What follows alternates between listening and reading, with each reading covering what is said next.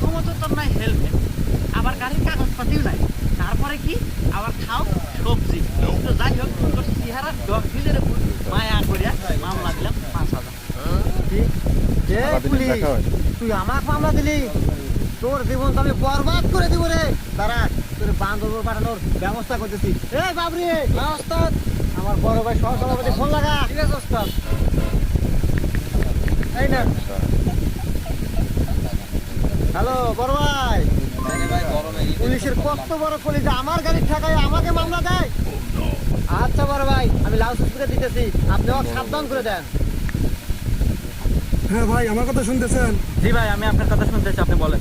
তো যাই হোক ভাই, রাজনীতি করতে গেলে এরকম দুই একটা পোলাপান লাগে। তো যাই হোক, অনেক কিছুই শুনলাম, হেলমেট নাই, গাড়ির কাগজও নাই, শুনলাম আবার সবজিও নাকি ছিল। তো যাই হোক, অল্পের ভিতরেই শেষ করে দিয়ে